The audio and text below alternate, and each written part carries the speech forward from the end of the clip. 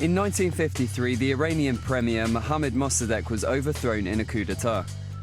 The CIA and the British Special Intelligence Service's involvement in the coup was one of the intelligence agency's worst-kept secrets, but even so, it's taken them 60 years to release proper documents on it.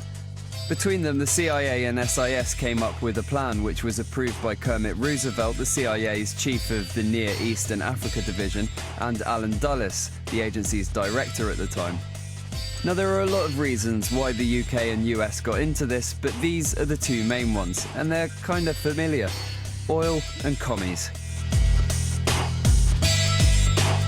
As with many Western invasions of countries in the Middle East, oil played a big part in the decision-making. Mohammed Mossadeq had nationalized Iran's oil industry in 1951, taking ownership from the Anglo-Iranian Oil Company, who later became BP. Britain reacted to this by starting a global boycott of Iranian oil, but then decided that overthrowing the government was a better course of action. In the new CIA documents, it actually says, by the end of 1952, it had become clear that the Mossaddeq government in Iran was incapable of reaching an oil settlement with interested Western countries. Then it goes on to say this about the coup. Specifically, the aim was to bring a government which would reach an equitable oil settlement. Meanwhile, Mossaddeq had been getting cozy with the Communist Party of Iran, and at the start of the Cold War, the Allies didn't want a major Middle Eastern power falling behind the Iron Curtain and siding with the Soviets. And this is what the CIA documents have to say about it. They say the Iranian government was implementing irresponsible policies based on emotion and had weakened the Shah. They then specifically say that the aim of the project was to replace the government with one which could govern Iran according to constructive policies. And by constructive policies, they mean, yeah, ones that we like, yeah?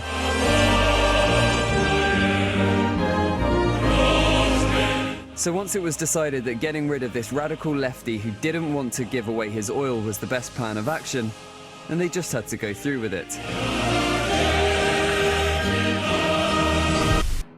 They began a propaganda campaign with US politicians making it clear that Iran wouldn't be getting any economic aid from them.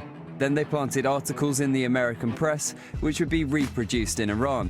They influenced the clergy in Tehran, and they used the BBC's Persian service to advance pro-Western propaganda. They informed General Zahedi, the man that they'd chosen to be the next prime minister of the plan, and the Shah himself. They even went as far as to get the Shah's sister to influence him because he was known for indecision. He eventually agreed to it, signing a document that replaced Prime Minister Mohammed Mossadeq with General Zahedi.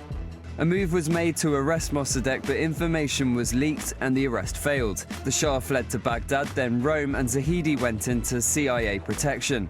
But they'd planned for this. The Shah made several declarations from exile that Zahedi was the legal political leader, and the propaganda campaign continued to discredit Mossadeq. It all culminated on August the 19th, 1953, when CIA political action assets, as they're known, helped stir up pro-Shah and anti-Mossadeq demonstrations, making them look spontaneous. Then the Iranian military was sent in to back the protesters, and eventually Zahedi came out of hiding and claimed the government. Mossadeq was arrested and the Shah returned home from Rome to popular support. That was that then, mission accomplished. Except that over the next 26 years, the Shah and his prime ministers went about repressing any political dissent, especially the communists in the National Front, and those associated with Mossadeq were rounded up, imprisoned or executed. Over the next few years, thousands of political activists were arrested. And SAVAK, the secret police who were trained by the US, systematically rounded up and tortured anyone who was suspected of being a political dissident, and they did it with brute force. That was until 1979, when all the frustrated anti-Shah and anti-American sentiment finally boiled over in the Islamic Revolution. Of course, most of you probably knew that the CIA were involved already, but now it's official.